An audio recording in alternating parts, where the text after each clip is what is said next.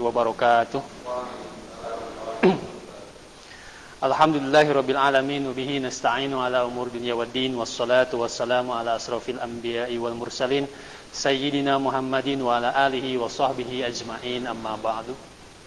Puji syukur kita panjatkan kehadirat Allah Subhanahu wa taala. Alhamdulillah pada sore hari ini kita masih diberikan nikmat iman dan Islam, nikmat sehat walafiat, sehingga kita bisa hadir insyaallah melalui online ini dalam rangka mengikuti taklim rutin pekanan yang diselenggarakan oleh DPD PKS Kota Tasikmalaya.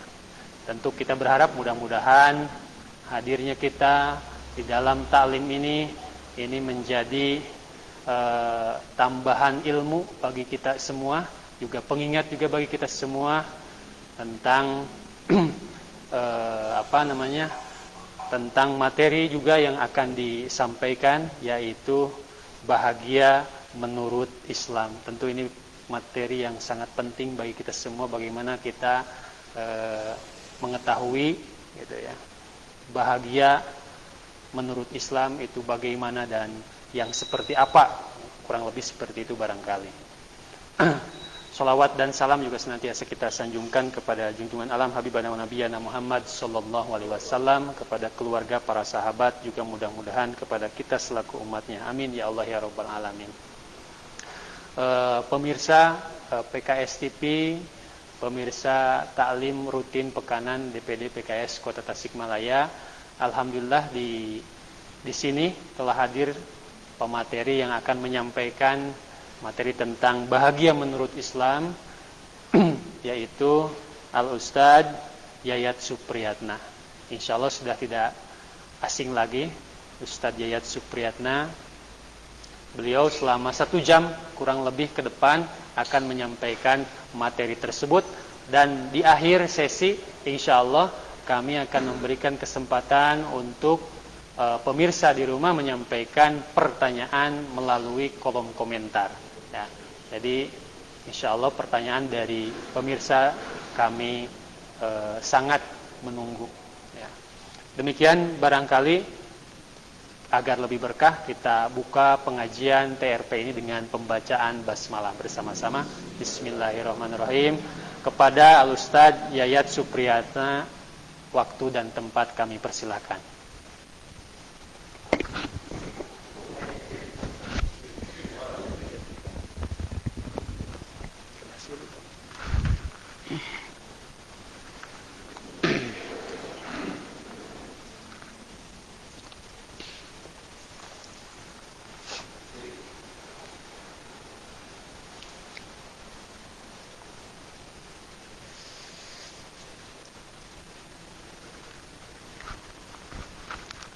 Bismillahirrahmanirrahim. Assalamualaikum warahmatullahi wabarakatuh.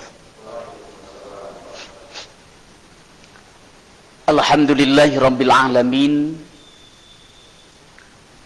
alladhi anzala sakinata fi qulubil mu'minin liyazdadu imanan ma'a imanihim. Asyhadu an la ilaha illallah wahdahu la syarikalah wa asyhadu anna Muhammadan abduhu wa rasuluh alladzi la nabiyya ba'dah. Wassalatu wassalamu ala Rasulillah wa ala alihi wa ashabihi wa man tabi'ahum bi ihsanin ila yaumiddin, amma ba'd. Faqala Allah ta'ala fil Qur'anil Karim, a'udzu billahi minasy syaithanir rajim. Man kana yuridu sawabad dunya fa indallah sawabud dunya wal akhirah wa kana Allah sami'an basira. Al-ayah. Faqala Rasulullah sallallahu alaihi wasallam, arba'un minas sa'adah al-mar'atus salihah wal maskanul wasi wal zarus salih wal markabul hani. Shadaqallahul adzim wa shadaqa rasulihil karim. Bapak dan Ibu sekalian yang dirahmati Allah Subhanahu wa taala, kenikmatan yang luar biasa yang sepatutnya seharusnya kita syukuri, nikmat yang Allah anugerahkan kepada kita pada kesempatan sore hari ini. Nikmatnya ketika kita masih bisa melaksanakan di antara kewajiban-kewajiban kita kepada Allah, yang salah satunya tentu adalah ibadah mencari ilmu, ibadah thalabul ilmi, satu ibadah yang tidak mengenal batasan waktu dan jarak. Rasulullah menyebutkan dalam hadisnya minal mahdi ilal lahdi. Dan tentunya kita berharap bahwa apa yang kita lakukan pada kesempatan ini Allah Subhanahu wa taala mencatatnya sebagai amalan solihan, amalan makbulah, amal yang menjadi investasi kelak di hadapan Allah Subhanahu wa taala. Amal inilah yang mensyafaati kita semua insyaallah. Salawat dan salam mudah-mudahan senantiasa Allah curah limpahkan kepada baginda alam, qudwah hasanah kita semua, yakni habibana wa nabiyana Muhammad sallallahu alaihi wasallam, kepada keluarganya, para sahabatnya, yang mudah-mudahan salawat dan salam Allah sampaikan kepada umatnya sampai akhir zaman. Tentu kita berharap Rasulullah SAW mencatat kita, mengakui kita sebagai umatnya, dan kita semua mendapatkan syafaatul udma darinya. Amin insyaallah. Bapak dan Ibu sekalian yang dirahmati Allah Subhanahu wa taala, tema pada kesempatan ini yang diamanatkan kepada saya, seperti tadi sudah disampaikan oleh pengatur waktu, terkait dengan kebahagiaan dalam perspektif Islam, kebahagiaan dalam pandangan Islam. Yang tentunya mudah-mudahan materi ini bagi kita semua menjadi cas, menjadi motivasi. Karena kebahagiaan ini kan salah satu kebutuhan yang sangat asasi sebetulnya dalam kehidupan. Secara umum semua manusia pasti ingin berbahagia. Apalagi kita selaku muslim, selaku mukmin.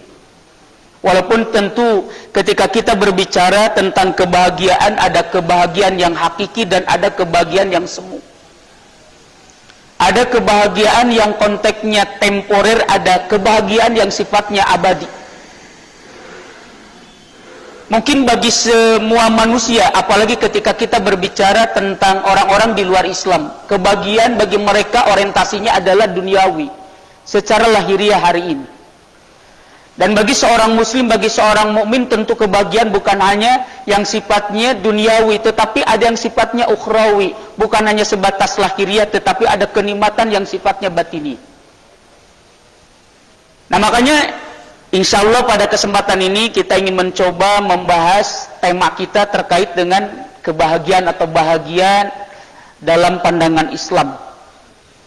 Ya, karena di luar Islam punya pemahaman tentang bahagia, tetapi kita ingin mencoba bagaimana sih kebahagiaan dalam konteks pandangan Islam. Perspektif Islam dalam hal ini tentu adalah Al-Quran sebagai masdarul Islam. Tapi di dalam muqaddimah tadi saya bacakan satu ayat dalam Al-Quran yang ada di surah 4 ya. Surat An-Nisa ayat yang ke-134.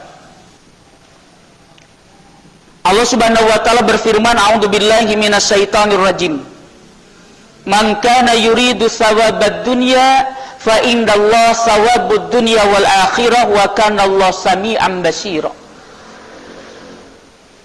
Kata Allah, siapa yang ingin berharap pahala, yang dengan pahala ini kita kemudian senang, kita bahagia di dunia, maka kata Allah, fa indallahi thawabud dunya wal akhirah, maka di sisi Allah lah pahala dunia, pahala akhirat, yang dengan pahala itu kita bisa bahagia, kita bisa senang. Tetapi tentu pahala yang ada di dunia, tetapi di sisi Allah ada pahala dunia dan akhirat. Yang kemudian di ujung ayat Allah menegaskan, wa kana Allah sami'an basira. Sesungguhnya Allah Maha mendengar dan Allah adalah Maha melihat. Hampir sama ayat ini dengan surat 2 Al-Baqarah di ayat 200, ayat 201. Ayat ini berbicara tentang ibadah haji. Tetapi di ayat itu bahwa ada orang-orang ketika melaksanakan ibadah haji, karena tuntutannya ketika selesai melaksanakan manasik ibadah haji, dianjurkan oleh Allah kita untuk memperbanyak ingat kepada Allah, zikir kepada Allah, bahkan harus lebih ingatnya kita daripada ingatnya kepada orang tua kita, bapak dan ibu kita. Kata Allah Subhanahu wa taala. Kemudian kata Allah, wa minhum man yaquluna rabbana atina fid dunya wa ma lahum fil akhirati min khalaq. Di antara mereka ada yang hanya meminta kebahagiaan di dunia, maka kata Allah mereka tidak akan pernah mendapatkan pahala kebahagiaan kelak di akhirat. Kemudian di ayat 201-nya Allah menegaskan, wa minkum man yaquluna rabbana atina fid dunya hasanah wa fil akhirati hasanah wa qina adzabannar. Di antara mereka juga ada yang meminta kepada Allah bukan hanya kebahagiaan di dunia tetapi kebahagiaan akhirat. Orang-orang di luar Islam mungkin ketika berbicara bahagia adalah kesuksesan di dunia, mungkin secara finansial. Tentu itu tidak salah, tetapi bagi kita tentu bukan hanya dunia. Makanya doa yang tadi luar biasa. Makanya kenapa kemudian para ulama menyebutkan doa yang tadi itu doa sapu jagat. Karena apa yang kita mintakan sebetulnya di dunia apapun itu, maka sudah dirangkum dalam doa tadi. Rabbana atina fid dunya hasanah. Apapun itu. Ketika seorang pengusaha ingin sukses usahanya, itu kan fid dunya hasanah. Karena ketika sukses usahanya, dagangnya lancar, apalagi kemudian menguntungkan dengan untung yang banyak, siapa yang gak senang, siapa yang gak bahagia ketika tukang dagang, untung dagangnya. Sebaliknya ketika rugi kan, sedih, kebalikan dari bahagia. Makanya itu dirangkum dengan kalimat Rabbana atina fid dunya hasanah. Nah tentu bagi kita semua sebagai muslim mukmin, karena kebahagiaan dalam perspektif Islam bukan itu saja, bukan konteks di dunia, tetapi ada kebahagiaan yang hakiki, bukan semu. Di dunia apapun kebahagiaan yang kita raih, suatu saat kita akan tinggalkan. Nah makanya kenapa dalam doa tadi ada orang yang berdoa hanya minta kebahagiaan di dunia saja, Allah tidak memberikan kelak kebahagiaan di akhirat. Naudzubillah. Kalau kita hanya bahagia di dunia, kebahagiaan yang temporer suatu saat kita akan tinggalkan. Allah Subhanahu wa ta'ala memberikan gambaran memang kehidupan orang-orang kafir seperti itu, karena surganya orang kafir adalah hari ini. Artinya di dunia. Makanya Allah Subhanahu wa ta'ala banyak mengingatkan kita, walal akhiratu khairul laka minal ula walal akhiratu khairu wa abqa. Tetapi tentu bukan kemudian kita harus melupakan kebahagiaan di dunia. Makanya doa kita, Rabbana atina fid dunya hasanah. Kita minta berbagai macam kebaikan-kebaikan di dunia, karena dengan kebaikan itu kita akan menjadi senang. Makanya Rasulullah SAW memberikan gambaran tentang as-sa'adah di dunia yang mudah-mudahan Allah berikan kepada kita. Tetapi tentu konotasi kita ketika kita bahagia di dunia bukan kemudian rumahnya yang 3 tingkat, belum tentu. Kemudian istrinya cantik begitu, mobilnya banyak, bokong TV-nya sebesar papan tulis begitu, kolam renangnya sampai ada 5 tirta alam dipindahkan di belakang rumah gitu. Belum tentu orang itu bahagia. Banyak orang-orang yang kadang-kadang secara finansial begitu ya, datang curhat, ya mengeluh, yang ternyata luar biasa, apalagi ketika dampak virus corona yang luar biasa, yang merontokkan sendi-sendi kehidupan umat, termasuk dalam persoalan ekonomi. Kita kayaknya biasa-biasa aja begitu ya, tetapi orang-orang yang kita lihat secara mata lahiriah, mobilnya sampai ada 10, rumahnya luar biasa, justru ternyata yang lebih terpukul dengan kasus-kasus ya dengan dampak dari corona ini. Ternyata manusia saling menyangka begitu. Orang ini menyangka ternyata orang inilah yang bahagia karena dia punya anu. Orang ini juga bilang orang ini bahagia karena punya anu. Ternyata tidak seperti itu. Nah makanya Rasulullah SAW memberikan arahan kepada kita. Ini kebahagiaan konteksnya mungkin perspektif Islam di dunia, karena kadang-kadang orang kafir juga memahami kebahagiaan itu seperti itu, yang serba ada, serba wah begitu. Tetapi di dalam Islam kemudian Allah memberikan arahan konteks kebahagiaan di dunia. Nah salah satunya Rasulullah SAW memberikan isyarat dalam hadis yang banyak. Salah satunya hadis yang diriwayatkan oleh Ibnu Hibban, Imam Ahmad, kemudian At-Tabrani, yang hampir sama dengan redaksi hadis yang diriwayatkan oleh At-Tayalisi. Bahkan dalam riwayat yang lain Imam Az-Zailami meriwayatkan ada tambahan-tambahanannya. Rasul menyebutkan begini, arba'un minas sa'adah, yang kita senantiasa mintakan, Rabbana atina fid dunya hasanah. Ya Allah, berikan kepada kami kebaikan, kebahagiaan, kesuksesan di dunia. Nah, kemudian Rasul menyebutkan arba'um minas sa'adah. Karena perspektif Islam, kata-kata bahagia sebetulnya banyak sekali jenisnya. Nah, salah satunya adalah kalimat sa'adah dalam Al-Quran atau dalam bahasa Arab. Makanya dalam hadis ini Rasulullah SAW menyebutkan arba'un minas sa'adah. Ada 4 yang menjadi kunci kebahagiaan bagi seorang muslim. Dalam perspektif Islam, dalam gambaran Al-Quran, dalam gambaran hadis, Rabbana atina fid dunya, yang digambarkan kebahagiaan di dunia. Kita belum membahas tentang kebahagiaan di akhir. Kita ingin mencoba kebahagiaan di dunia apa, perspektif Islam, kemudian bagaimana kebahagiaan di akhirat, perspektif Islam. Nah, Rasulullah SAW menegaskan arba'um minas sa'adah, ada 4 dari kebahagiaan di dunia.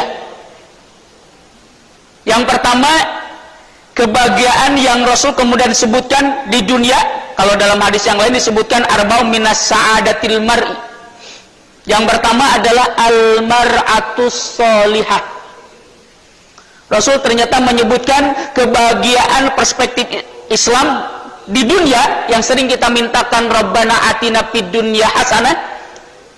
Walaupun kata Allah dalam ayat tadi ada orang berharap minta pahala di dunia, padahal di sisi Allah ada pahala dunia, ada pahala akhirat. Dengan pahala itu kita menjadi orang yang bahagia, orang yang senang. Maka kata Rasulullah SAW, ketika kita berharap Rabbana atina fid dunya hasanah, mendapatkan pahala di dunia, kebahagiaan di dunia, yang pertama ketika kita memiliki istri yang solehah. Jadi bagi bapak-bapaknya, ketika berharap kita mendapatkan kebahagiaan di dunia, perspektif Islam, Rasul memberikan arahan ketika kita punya istri yang solehah. Begitu juga seorang istri ketika hidupnya ingin bahagia, yang pertama ketika mendapatkan suami yang soleh. Karena istri yang solehah, suami yang soleh, luar biasa. Ya, nah makanya ini disimpan di urutan yang pertama. Di hadis At-Tayalisi juga disimpan di urutan yang pertama. Hadis riwayat Imam Ad-Dailami juga disimpan di urutan yang pertama. Siapa seorang suami ketika memiliki istri yang solehah, itu dipastikan as-sa'adah, kebahagiaan bagi orang itu. Ya, istri yang solehah itu kan digambarkan dalam Al-Quran terkait dengan ketaatannya. Dia akan senantiasa taat kepada suaminya. Tentu fil ma'ruf ya. Ketika ditinggalkan suaminya tidak akan pernah khawatir kalau meninggalkan istri yang solehah. Dia akan mampu menjaga kehormatan dirinya, akan mampu menjaga kehormatan keluarganya, kehormatan suaminya. Bahkan harta yang ditinggalkan akan mampu dia jaga kalau dia solehah. Begitu juga sebaliknya. Seorang istri ketika dia ada urusan, mungkin dia harus keluar rumah dengan keluarganya, mungkin dengan orang tuanya, meninggalkan suaminya tidak akan pernah khawatir kalau memiliki suami yang soleh. Maka kesolehan ini adalah as-sa'adah yang pertama, perspektif Islam, perspektif Al-Quran dan hadis yang digambarkan oleh Rasulullah SAW. Makanya mudah-mudahan kita semua sesuai dengan doa kita, Rabbana atina fid dunya hasanah, di dunia Allah anugerahkan kepada kita as-sa'adah, kebahagiaan. Nah, salah satunya adalah dengan Allah anugerahkan kepada kita, para bapak-bapak, para suami, adalah istri-istri yang solehah. Juga kepada ibu-ibunya, kepada ummahatnya, ketika kita ingin bahagia di dunia sesuai dengan doa kita, Rabbana atina fid dunya hasanah, mudah-mudahan kita menjadi suami yang soleh bagi istri-istri kita, sehingga tidak cemas ketika kita ditinggalkan oleh, atau istri kita meninggalkan kita. Kenapa? Karena yang soleh yang tadi senantiasa taat kepada Allah, mampu menjaga kehormatan dirinya. Akan tetapi ketika hilang kesolehan kan, apalagi istri kita katakanlah cantik, tetapi tidak soleh, kita meninggalkan rumah khawatir. Yang ada adalah was-was. Sehingga yang ada bukan bahagia, malah justru yang tadi timbul masalah baru. Nah, makanya sekali lagi, inilah yang digambarkan dalam hadis Rasulullah SAW. Kata Rasulullah, arba'un minas sa'adah, ada 4 menjadi kunci kebahagiaan bagi seorang muslim adalah al-mar'atus sholihah. Seperti hari inilah Pak ya, kita bisa merasakanlah bagaimana kebahagiaan kita dalam berkeluarga ketika istri kita menjadi istri kita yang soleh, anak-anak kita anak-anak yang soleh. Seorang istri juga bisa merasakan mungkin ya kebahagiaan ketika kita menjadi suami yang soleh, anak-anak kita yang soleh. Tidak ada khawatir dalam hatinya, tidak ada khawatir dalam dadanya. Ketika kita menjadi orang yang soleh, sehingga kita memiliki istri yang soleh, ya sebagai suami, kemudian istri memiliki suami yang soleh. Nah makanya inilah yang pertama mungkin yang harus kita bangun, kita wujudkan ketika kita ingin mendapatkan as-sa'adah. Ya karena kesolehan ini kan tidak bisa bim salabim abrakadabra, prosesnya lama dan panjang. Makanya beruntunglah ketika kita meraih atau mendapatkan istri yang soleh dari mungkin tarbiyah, pembinaan yang lama, dia pahamkan tentang bagaimana pernikahan. Apalagi bahwa pernikahan itu adalah bagian daripada wasailud dakwah, sebagai tahapan-tahapan untuk mewujudkan cita-cita dakwah. Dari mulai kan fardiyatu muslim, yang kedua al-usrah at-tayyibah. Ini bagi kita semua. Makanya ketika paham tentang ini, ketika ada tugas-tugas dakwah insyaallah, ya, istri yang soleh akan terus memberikan motivasi, dorongan kepada kita. Ya, apalagi ketika Allah suatu saat membukakan jalan dakwah, bukan hanya melalui lisan lagi, tetapi dakwah yang sesungguhnya dengan membela agama Allah, bukan dengan harta dan pikiran kita, mungkin dengan tetesan darah kita harus pergi ke medan laga. Istri yang soleh justru akan menyuruhnya, memberikan motivasi kepada kita. Nah, salah satu contohnya lah tentang almar'atus sholihah, ya tentu istri Rasulullah, Siti Khadijah, Siti Aisyah. Cuma ada satu kisah yang mudah-mudahan kisah ini menjadi inspiratif bagi kita semua terkait tentang bagaimana kehebatan istri-istri yang solihah, suami yang soleh di dalam perang Uhud, yang kadang-kadang kita lewatkan kisah ini. Ada satu kisah, satu keluarga namanya Ibu Nusaibah. Ustaz Sani mungkin lebih paham tentang sejarah Ibu Nusaibah ini ya.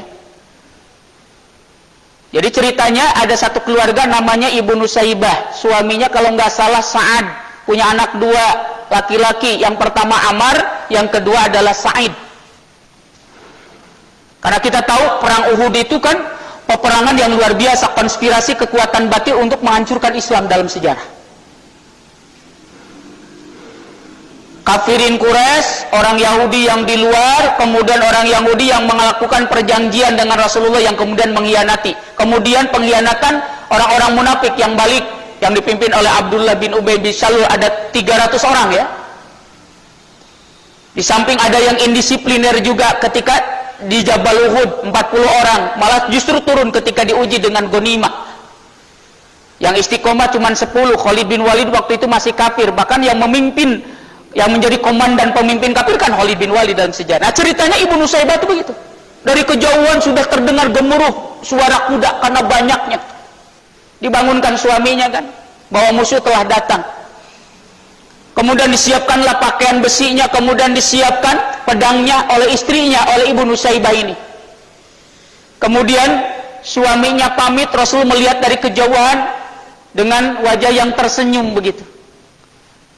Kemudian kata istrinya, pergilah wahai suamiku ke medan laga.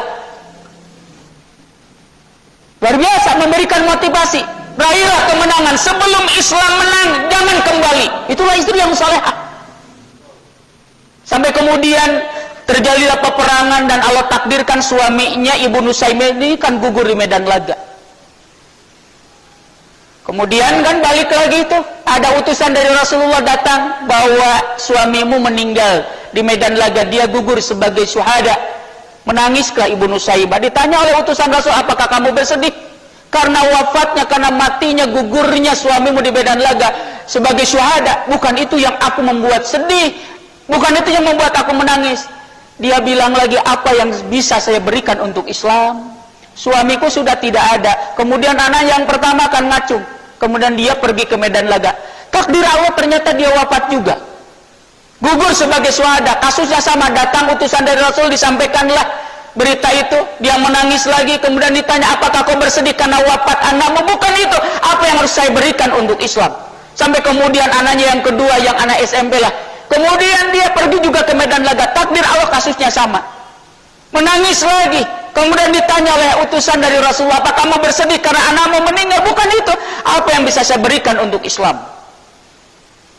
Kemudian Ibu Nusaibah mengangkat tangan, ya Rasulullah, boleh enggak ibu-ibu berangkat ke medan laga untuk membela agama Allah, membela Islam ini? Kata Rasulullah, belum ada syariat, belum ada ayat yang turun perempuan boleh pergi ke medan laga. Kalau mau obati orang yang terluka, ambil anak-anak panah.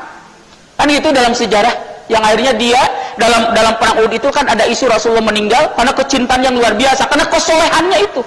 Nah kemudian mendengar Rasul wafat, dia ambil kuda, merebut kuda sahabat Rasulullah, dia pergi ingin memastikan betul nggak Rasul itu wafat. Pada saat itulah kemudian kena tebasan pedang, dia bersimbah darah, wafat sebagai syahidah. Pada saat itulah langit yang terang berubah menjadi mendung. Kemudian sahabat bertanya, ada apa ya Rasulullah sallallahu alaihi wasallam? Kemudian Rasul menjawab, para malaikat katanya ribuan turun ke planet bumi untuk menyambut ruhnya Ibu Nusaibah. Inilah mungkin ya secuil sejarah tentang bagaimana al-mar'atus salihah, tentang gambaran istri yang soleh. Lihat, dan luar biasa kan kebahagiaan, bukan hanya di dunia yang akan Allah berikan nanti. Rabbana atina fid dunya hasanah wa fil akhirati hasanah. Di dunia saja Allah sudah perlihatkan seperti itu, tetapi di akhirat adalah kebahagiaan yang hakiki. Ini kan luar biasa. Nah makanya ini yang pertama. Kemudian yang kedua, kata Rasulullah, di antara 4 kebahagiaan, kalau kita ingin bahagia, nah Rasulullah memberikan arahan di samping ketika memiliki istri yang soleh, yang soleha, kalau bagi istri suami yang soleh, itu ya. Yang kedua adalah al-maskanul wasi', ketika memiliki rumah yang luas. Ya, memiliki rumah yang luas. Nah, luar biasa. Ada tempat untuk renang, mungkin lapangan bola ada, untuk olahraganya ada. Yang pasti rumah yang luas. Ini adalah kata Rasulullah SAW, al-ba'u minas sa'adah, itu di antara 4 kebahagiaan. Jadi digambarkan, makanya banyak orang yang menganggap, ya tadi akhirnya begitu. Tidak salah kalau kemudian ada orang, tuh si itu yang bahagia, maka kenapa? Rumahnya bagus. Luas rumahnya, mobilnya banyak, istrinya juga cantik, mungkin solehah karena pakai kerudung, walaupun tentu yang tadi belum tentu kan. Apalagi yang punya 4, ya Ustadz Jani, ya silakan aja kalau sudah nisab. Walaupun ada yang tidak nisab tapi nasib katanya, silakan aja lah, nggak usah ribut-ribut ya. Ya, yang pasti wal maskanul wasi'ah. Kata Rasul yang kedua yang menghantarkan seseorang di dunia ini adalah bahagia ketika punya rumah yang luas, rumahnya punya halaman, di belakangnya luas, seperti banyaklah ya di infotainment ya tentang rumah-rumah yang luar biasa. Itu gambaran dalam hadis Rasulullah SAW. Kemudian yang selanjutnya wal jarus salih, ketika kita punya tetangga yang salih, ya itu adalah as-sa'adah yang digambarkan oleh Rasulullah SAW. Ya, perspektif Islam di dunia yang kita mintakan, Rabbana atina fid dunya hasanah, ketika kita punya istri yang soleha, rumah yang luas, kemudian kita punya tetangga kita soleha. Ketika kita sakit, luar biasa tetangga, bahkan saudara kita belum menengok, tetangga yang soleh ini pertama kali kasih bantuan. Ketika dengar azan, kita bersama-sama pergi ke masjid. Ya kalau soleh tetangganya. Tetapi coba, kalau kita punya tetangga sudah tidak senang Islam, kerjaannya maksiat, bahkan maksiatnya juga udah terang-terangan, kita melarangnya juga nggak berani, bikin susah, bikin ya. Ini kan banyak kasus lah begitu. Ada satu keluarga kemudian bertetangga dengan keluarga yang tidak soleh, istrinya suka menggunjing, mengadu domba, suaminya juga nggak bener, kiamat sugro lah. Bukan ada kebahagiaan, ketentraman, yang ada malah pusing kita. Nah makanya pantas kalau kemudian Rasul menjelaskan wal zarus solih, ya, yang akan mengantarkan kebahagiaan kita di dunia, kata Rasulullah, kalau kita memiliki tetangga yang solih, yang solihah. Ya kita juga bisa merasakan kalau tetangga yang soleh, dia ahli masjid, suka beribadah, bisa lihatlah dengan tetangga yang jarang ke pengajian, kerjaannya menggunjing, ada kesalahan sedikit aja luar biasa begitu.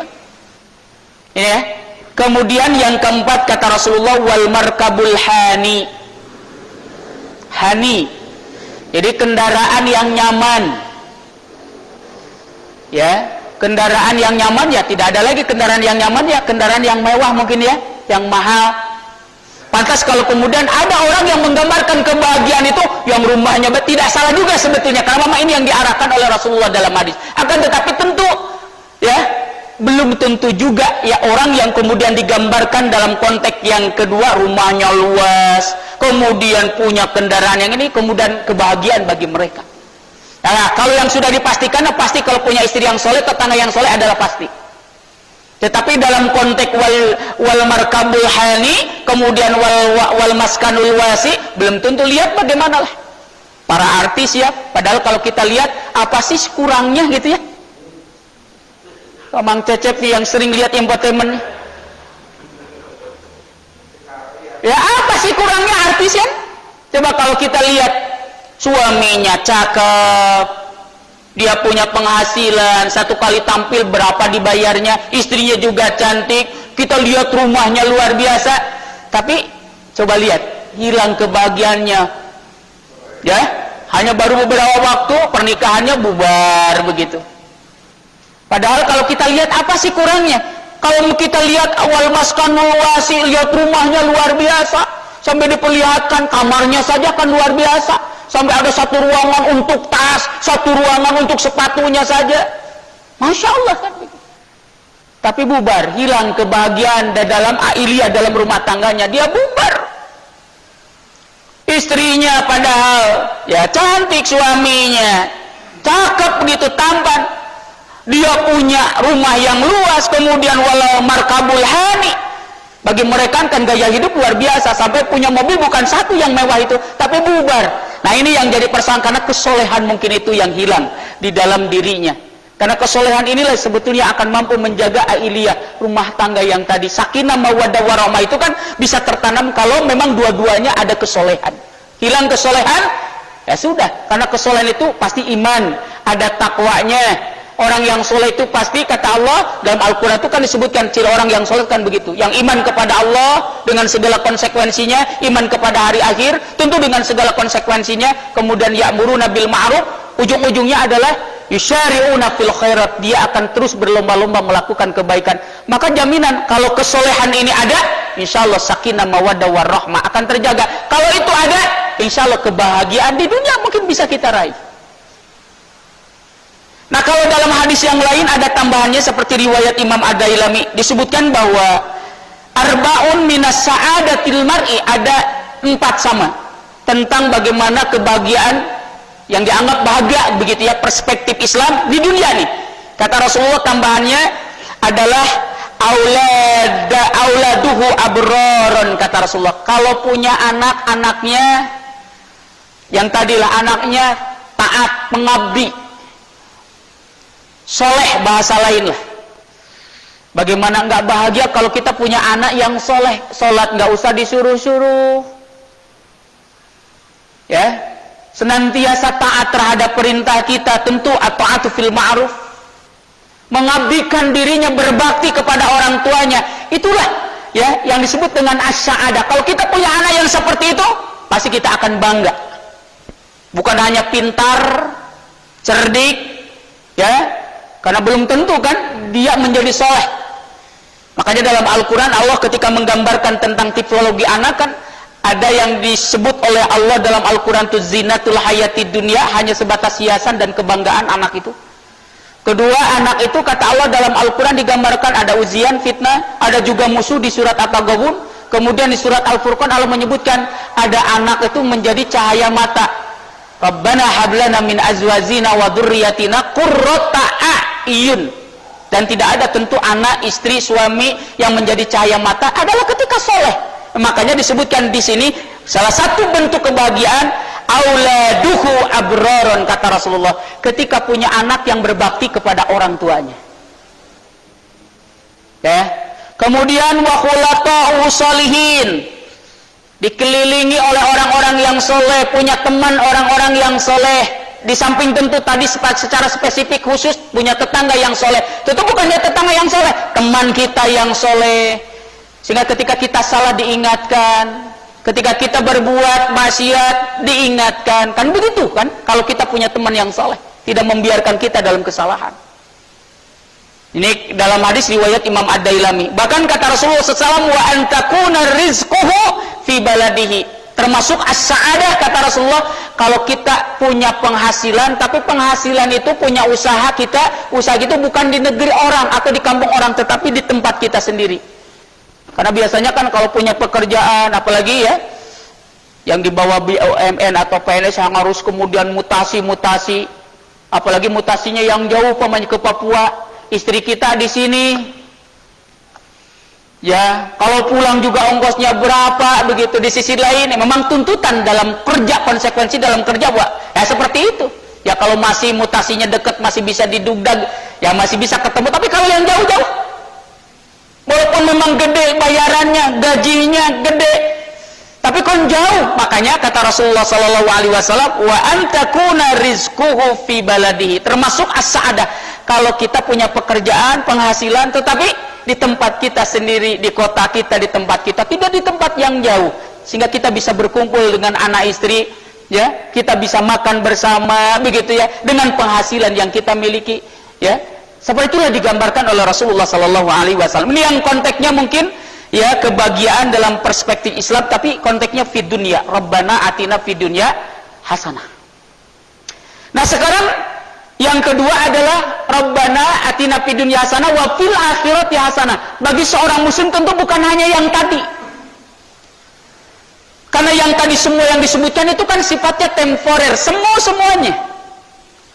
Kita punya istri yang soleha, sesoleh-solehahnya, suatu saat akan kita tinggalkan kok. Karena memang kenikmatan, kebahagiaan, pahala di dunia yang Allah berikan yang membuat kita kemudian senang, bahagia, suatu saat kita akan tinggalkan tuh. Istri yang soleha akan kita tinggalkan ketika kita dipanggil oleh Allah. Kalau masih muda, masih cantik, ditikahi laki-laki lain, nggak jadi milik kita lagi.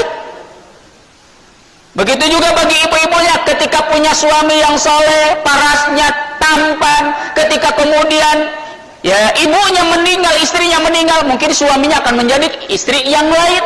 Artinya tempor itu suatu saat akan kita tinggalkan. Nah, termasuk ya apa yang tadi disebutkan, rumah yang mewah. Ketika kita meninggal, sudah akan menjadi milik orang. Kemudian punya tetangga yang soleh, kendaraan yang luar biasa begitu, punya anak yang soleh. Nah termasuk punya penghasilan karena kita punya perusahaan yang besar umpamanya. Tetapi itu semua akan temporer, semua suatu saat akan ditinggalkan. Makanya bagi kita seorang muslim bukan hanya mungkin fid dunya hasanah, awas, yang lebih penting wa fil akhirati hasanah. Nah makanya dalam hal ini Imam Al-Ghazali di dalam karya bukunya yang kita kenal dengan Ihya Ulumuddin, beliau menyampaikan terkait dengan bahagia itu, bahwa ternyata kata beliau, bahagia ini kan merupakan kondisi spiritual. Jadi saat manusia berada dalam satu puncak ketakwaan, ini yang dimaksud mungkin yang tadi Rabbana atina fid dunya hasanah, yang kedua wa fil akhirati hasanah. Nah makanya di dalam Al-Quran,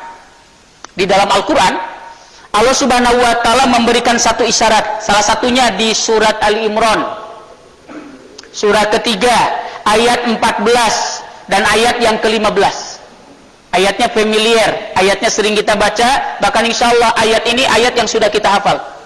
Kata Allah, zuyyina linnasi hubbus syahawat minan nisa wal banin wal qadatiril muqantarah minal zahab wal fiddah wal khailil musawwamah wal an'am wal has, dzalika mata'ul hayatid dunya wallahu indahu husnul ma'ab. Allah menyebutkan di dalam ayat ini kan kesenangan manusia yang tadi disebutkan tentang as-sa'adah fid dunya yang tadi. Yang bagi orang-orang kafir tentu dia hanya sebatas berpikir fid dunya, karena mereka enggak percaya urusan akhirat. Urusan akhirat itu nggak percaya, nggak iman. Orang sudah mati saja sudah. Asalnya dari tanah kembali kepada tanah, kan begitu. Tetapi dalam keyakinan kita seorang muslim kan nggak begitu. Allah sering memberikan arahan dalam Al-Quran. Makanya banyak ayat Dalam Al-Quran Allah mengingatkan kita dengan kalimat walal akhiratu khairul laka minal ula. Walal akhiratu khairu wa abqa. Bukan tidak boleh, di ayat yang lain juga kan Allah menegaskan kejarlah akhirat tapi jangan lupakan dunia. Cuman kadang-kadang orang kafir lebih condong dunianya, dia lupakan akhirat. Nah makanya bagi kita nggak begitu. Allah banyak mengingatkan dalam ayat tadi. Nah makanya di ayat ini juga sama. Manusia kata Allah telah dihiasi dengan rasa suka, rasa senang, yang dengan kesukaan ini dia menjadi bahagia begitu. Siapa yang nggak senang sama perempuan? Bagi laki-laki, makanya kenapa kita menikah? Karena kita suka. Begitu. Makanya kalau ada laki-laki senang sama laki-laki, ada perempuan malah senang sama perempuan, sebetulnya dia sudah lepas kefitrahannya. Padahal kata Allah, seharusnya laki-laki senang perempuan, perempuan senang laki-laki. Kemudian senang sama anak-anak. Luar biasa, yang kadang-kadang ketika kita menikah pertama belum punya anak, fokus kecintaan kita 100% untuk istri kita. Sudah punya anak, terbagilah rasa cinta kita, cinta kepada istri kita, kepada anak kita, bahkan kadang-kadang lebih cinta sama anak daripada istrinya kan. Ya, makanya menyukai, mencintai anak ketika Allah kemudian anugerah kepada kita dari buah pernikahan seorang putra, luar biasa senangnya, kita bahagia kan. Makanya lihat di infotainment, karena kadang-kadang memang Allah yang ngatur kan. Pernikahan artis gitu, ada yang susah punya anak, ada yang gampang punya anak, sampai dia berobat begitu kan, padahal kehidupan duniawinya bergelimang, tetapi ada sesuatu yang hampa dan hilang ketika di dalamnya tidak punya anak. Makanya anak ini anugerah, punya anak, luar biasa, kita senang bahagia, apalagi di awal-awal pernikahan. Punya anak satu senangnya luar biasa, punya anak dua lagi kita senang. Nah semakin banyak mulai kurang. Tapi di awal-awal Masya Allah, rudet merenkan dia nama boga budak, mereka mau bararaung mah. Masya Allah. Tetapi ketika di awal pernikahan punya anak, luar biasa. Orang tua kita juga senang, sampai syukuran, subhanallah. Kemudian senangnya sama perhiasan nih bagi perempuan khususnya, walaupun laki-laki juga ada yang senang ya perhiasan, batu ali, walaupun memang Rasulullah mengharamkan tidak boleh pakai emas kan begitu. Tapi kan cincin Rasulullah juga memakainya, sahabat yang juga memakainya. Tetapi di ayat ini lebih kepada perempuan kan, senang kepada perhiasan perak, emas. Siapa yang nggak senang? Coba bapak-bapak suaminya nih, Pak Haji dah, atau siapapun itu, ya berikan coba emas perhiasan sama istri kita tanpa sepengetahuannya. Meser tanu sakilo berasok. Tak apalah, kasih door prize, apalagi di hari kita nikah, tanggal nikah atau tahun bulan kita nikah, kan suka ada istilah happy apa? Nah itu, coba kita kasih begitu. Siapa yang nggak senang? Kasih perhiasan, luar biasa senang, karena memang ketika kita memberikan sesuatu perhiasan, apalagi logam mulia emas, itu luar biasa, senang,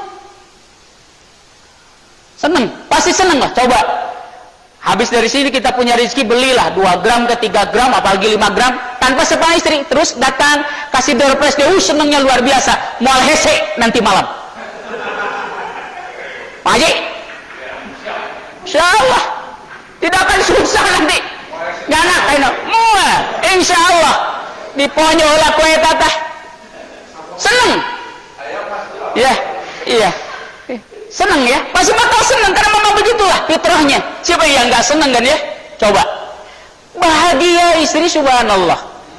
Makanya dalam pernikahan mahar itu kan sesuatu rukun yang tidak boleh tidak ada, harus ada. Ya jangan oleh perangkat sholat lah, itu mah kewajiban, ngasih sajadah sama mau kena mah menerek yang masjidnya mah tenanawan. Mas kawin perangkat al sholat yang masjidnya. Makanya kalau kita ingin memberikan sesuatu yang ya membuat senang istri kita, yang istimewa. Makanya kenapa Siti Fatimah oleh Sayyidina Ali kasih kalung mas kawinnya, artinya sesuatu yang dikenang, yang kemudian menjaga sakinah mawaddah warahmah, karena selalu tertanam kebahagiaan di dalamnya. Uraya maku seperangkat alat sholat, walaupun tentu istri yang sholat tidak akan banyak menuntut, tetapi kita yang sholat ulah kena Allah nuntut terus ngemeret senal capit, nggak begitu juga. Artinya memberikan sesuatu yang istimewa, ya, yang istimewa. Nah kemudian senangnya kita terhadap wal qail musawwabah wal an wal ars, Ya terkait dengan binatang, coba kita lihat. Sampai ada yang kucing harganya sekian juta. Wah, Masya Allah, dan apalagi sekarang lagi musim bunga ya. Sampai ada janda bolong harganya sekian. Macam-macam lah. Astagfirullah ya. Ya, sekarang kan begitu dan itu wajar. Tetapi Allah kemudian menyebutkan apa yang tadi disebutkan yang membuat kita senang bahagia, itu semua kata Allah, dzalika mata'ul hayatid dunya. Semua itu adalah di dunia. Yang kata Allah, wallahu inda husnul wa'ad. Tetapi yang lebih baik itu yang nanti, kata Allah Subhanahu wa taala. Apapun yang tadi yang kita miliki, katakanlah tadi, apapun yang disampaikan tadi dalam hadis Rasul ditambah dengan ayat ini, semuanya itu akan kita tinggalkan. Karena yang abadi, yang ada di sisi Allah. Makanya Rabbana atina fid dunya hasanah, perspektif kita di dunia yang tadi disebutkan, silakan, nggak salah. Terlebih adalah ketika kita punya istri yang soleh, tetangga yang soleh, berteman dengan orang yang soleh. Itu yang lebih penting. Ya, karena yang tadi sifatnya yang tadi lah, banyak orang yang rumahnya luas, kemudian punya kendaraan mewah, ternyata ya banyak juga yang kemudian hilang kebahagiaannya. Makanya kesolehan ini sebetulnya kuncinya. Makanya kenapa Rasul menyebutkan diawali dengan al-mar'atus solihah. Nah, kemudian di ayat 15-nya Allah kemudian bertanya, "Qul a'unabbi'ukum bi khairim min dalikum." Katakan Muhammad, apakah kalian ingin ditunjukkan kepada yang lebih baik, yang lebih membahagiakan kita? Bukan hanya di dunia. Di dunia itu kan semu, temporer, suatu saat akan ditinggal. Tetapi ada kebahagiaan yang hakiki dan abadi, yaitu kelak di akhirat. Makanya kata Allah, lilladina taqau inda rabbihim jannatun tajri min tahtihal anhar khalidina fiha wa azwajum mutahharah wa ridwanum minallah wallahu basyirum bil ibad. Nah, ini mungkin kebahagiaan yang hakiki, yang fil akhirati hasanah. Apa? Surganya Allah. Makanya bagi orang-orang yang beriman, orang-orang yang bertakwa, bukan tidak butuh dengan yang tadi. Yang tadi tentu dia butuhkan, makanya doanya Rabbana atina fid dunya hasanah. Tetapi ada yang lebih diharapkan bagi seorang mukmin, ya, terkait dengan kebahagiaan yang hakiki, yaitu adalah kebahagiaan kelak di akhirat. Makanya Allah bertanya, ya, a'unabbi'ukum bi khairim min dalikum lilladina taqau inda rabbihim. Ternyata ada kebahagiaan yang hakiki, apa? Adalah surganya Allah. Dunia saja kan sekarang itu hanya 1%, ya, yang di dunia sekarang. Tapi yang namanya surga kelak sebagai puncaknya nikmat 99%. Yang kata Rasulullah, wala ayunun ra'at wala sam'un wala apa kata Rasulullah tuh, mata tidak bisa kemudian melihatnya, membayangkannya. Walaupun kita bisa membayangkan, akan lebih daripada apa yang kita bayangkan. Itu tentang surga. Kemudian di dalamnya, ya, ada sungai-sungai. Walaupun kadang-kadang bagi orang Indonesia mungkin nggak terlalu menarik, ya, surga ketika digambarkan tajri min tahtihal anhar. Karena memang ayat-ayat ini khususnya kan bagi orang Arab dulu. Karena di Arab, ya, di Mekah Madinah itu tidak ada sungai, padang pasir. Makanya Allah sering memberikan motivasi, ya, kegembiraan dengan nanti itu di bawah surga ada sungai-sungai yang mengalir. Ya, karena kita tuh sering lihat sungai, Cilose, Citanduy, sehingga enggak terlalu begitu. Nah, yang menarik bagi kita, poin yang selanjutnya yang membuat kita senang begitu. Wa azwajum mutahharah. Nah, kalau berbicara bidadari baru senang. Nah, yang membuat ke surga teh. Makanya kita minta Rabbana atina fid dunya hasanah wa fil akhirati hasanah. Bahkan bukan hanya wa azwajum mutahharah, wa ridwanun. Ini kebahagiaan yang hakiki di surga kelak, ya, adalah keriduan Allah Subhanahu wa taala. Nah, makanya kenapa kita harus berdoa Rabbana atina fid dunya hasanah, bukan hanya di dunia seperti orang kafir, tapi wa fil akhirati hasanah. Makanya tadi Ustaz bacakan dalam mukadimah di awal surat An-Nisa 134, man kana yuridu sawabad dunya fa indallahi sawabud dunya wal akhirah wa kana Allah sami'an basira. Kemudian di Al-Baqarah ayat 200 dan 201.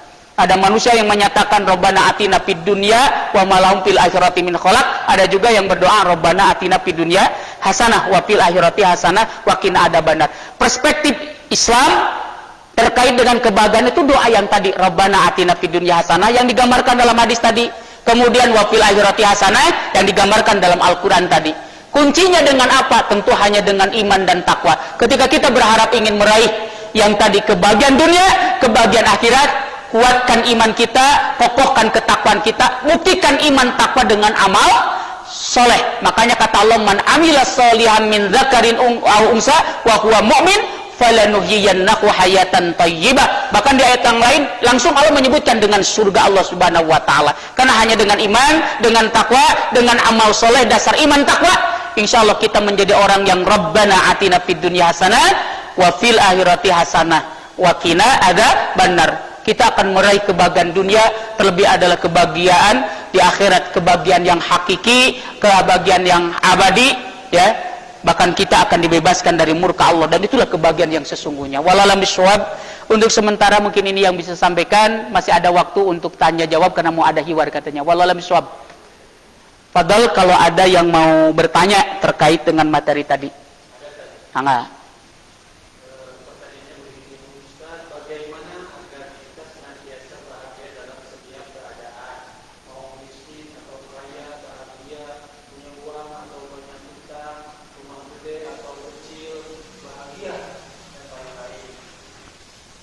Ya, ada pertanyaan yang luar biasa. Pertanyaannya insya Allah mewakili yang lain. Bagaimana supaya kita menjadi orang yang senantiasa berbahagia dalam kondisi apapun. Ketika Allah memberikan kepada kita kelebihan atau kekurangan, tapi kita tetap bahagia. Makanya tadi disampaikan oleh Imam Al-Ghazali bahwa kebahagiaan yang hakiki sebetulnya adalah ini sebuah kondisi spiritual sebetulnya, yang lahir dari puncaknya ketakwaan. Nah, makanya bagaimana supaya kita kemudian senantiasa berbahagia, dan inilah yang digambarkan dalam hadis Rasulullah SAW. Sampai Rasul menyampaikan satu hadis kan, Allah itu takjub, Allah itu terpesona kepada hamba-hambanya ketika Allah memberikan sesuatu kelebihan, dia kemudian bersyukur akan kelebihan. Katakanlah ketika dia bisnis, kemudian bisnisnya ada dalam keuntungan, dia bersyukur. Akan tetapi ketika usahanya gagal, apalagi dalam kondisi seperti ini, bahkan habis dengan modal-modalnya, dia bersabar. Dalam kondisi apapun, ya kita merasa bahagia. Makanya kuncinya yang tadi, kuatkan iman, kokohkan ketakwaan, kemudian terus kita beramal soleh, karena inilah yang akan menghadirkan yang tadilah kebahagiaan. Nah, salah satu kebahagiaan itu kan itmi'nanun nafsi, salah satunya ketentraman hati, ketenangan jiwa. Orang kalau tentram hatinya, tenang jiwanya, menghadapi kondisi apapun kan santai-santai aja. Menghadapi virus corona begitu ya, katakanlah hari ini, apalagi klasternya Kota Tasik luar biasa, tidak terlalu santuy, lebay juga enggak gitu. Kenapa? Karena Allah semua yang mengatur. Apalagi dalam Al-Quran Allah menegaskan la yusibana ila ma kataballahu lana. Tinggal sejauh mana kita ingat kepada Allah, taat kepada Allah, beribadah kepada Allah. Nah, makanya tertanamnya kebahagiaan dalam kondisi apapun tentu salah satunya adalah ketika tentram hati kita. Tentram hati tentu karena iman takwa. Karena salah satu ciri orang yang beriman, kata Allah, ala bidzikrillah tatmainnul qulub. Diawali dengan kalimat ayatnya gimana? Ada ayatnya awalnya gimana? Ayatnya kan familiar ya? Ayat yang terkait dengan litatma'inna qulubuhum yang tadi. Bahwa dengan ketentraman hati itulah yang tadi dzikir kepada Allah. Ala bidzikrillahi tatmainnul qulub. Kalimat awalnya terkait dengan iman kan? Makanya Allah menegaskan hanya orang yang beriman yang tentram hatinya. Dan dengan ketentraman hati itulah akan timbul yang tadi kebahagiaan. Nah, makanya tetap kunci awalnya adalah kuatkan iman, kokohkan ketakwaan, tentu dengan segala konsekuensinya, terus kita istiqomah dalam beramal soleh. Sehingga yang tadi ketentraman hati pun Allah akan tanamkan. Makanya ketika kita katakanlah diberikan begitu ya ujian yang tidak enak, sakit umpamanya, di antara kita naudzubillah ya, mudah-mudahan Allah jaga. Saudara kita mungkin ada yang kena umpamanya dengan COVID ya, tetapi ketika dia menyadari la yusibana ila ma kataballahu, dia mudah-mudahan menjadi kifarat. Kalau tuh harus meninggal karena itu, kalau orang yang soleh, orang yang beriman kan syahid kata Rasulullah. Sehingga dalam kondisi apapun tidak menjadi kemudian dia menjadi stres atau apa begitu. Ya, makanya ketika Allah memberikan kelebihan, dia akan bersyukur. Ketika Allah memberikan kekurangan, dia juga akan bersabar. Tetapi kuncinya tetap, makanya iman takwa inilah luar biasa sebetulnya ya. Termasuk yang tadilah, kebahagiaan apapun adalah ini sebetulnya. Karena inilah kebahagiaan yang hakiki sebetulnya, apalagi nanti di hadapan Allah. Makanya tadi saya sampaikan, yang tadi di dunia malah bakal dikantunkan, suatu saat akan kita tinggal. Bahkan jangankan sudah meninggal, masih hidup saja kan kadang-kadang ketika Allah memberikan penyakit, penyakit yang kemudian berat begitu ya, sehingga dia tidak bisa berbuat apa-apa, punya mobil mewah nggak bisa dia pakai, makan yang enak juga nggak bisa dia makan. Kalau Allah sudah mentakdirkan nggak boleh makan ini, nggak, apalagi penyakit-penyakit yang berat. Penyakit gula saja kan ini nggak boleh, makanannya udah digram, belum meninggal sudah dikurangi oleh Allah. Nah makanya bagi orang-orang yang amanu wattaqau, insya Allah lah kemudian beramal soleh, apapun yang kita hadapi tidak kemudian membuat stres. Nah inilah yang digambarkan dalam hadis tadi. Heran katanya, kata Rasulullah tentang hamba Allah itu, kata Allah itu menganggap heran, takjub dengan hambanya ketika Allah menimpakan sesuatu yang tidak enak, ya, tetapi dia ya bersabar, yang enak dia bersyukur. Wallahualam bishawab. Ada lagi? Kayak sudah cukup.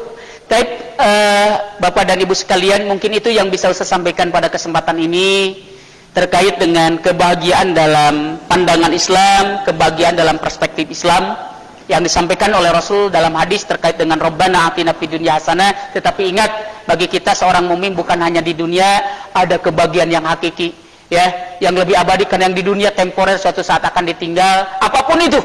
Tetapi kebahagiaan yang di akhirat ini yang harus kita targetkan, harus kita raih. Makanya doa tadi jangan kita lupakan dalam setiap doa. Rabbana atina fid dunya hasanah wa fil akhirati hasanah wa qina adzabannar. Aku qouli hada wa astaghfirullah li wa lakum. Assalamualaikum warahmatullahi wabarakatuh.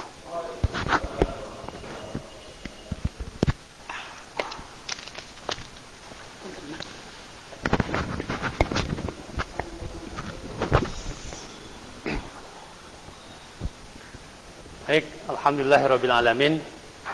Kami ucapkan terima kasih kepada Al-Ustaz Yayat Supriyatna yang telah menyampaikan materi yang begitu penting bagi kita semua, begitu luas juga, mengingatkan kita tentang pentingnya kita memahami bahagia dalam perspektif Islam.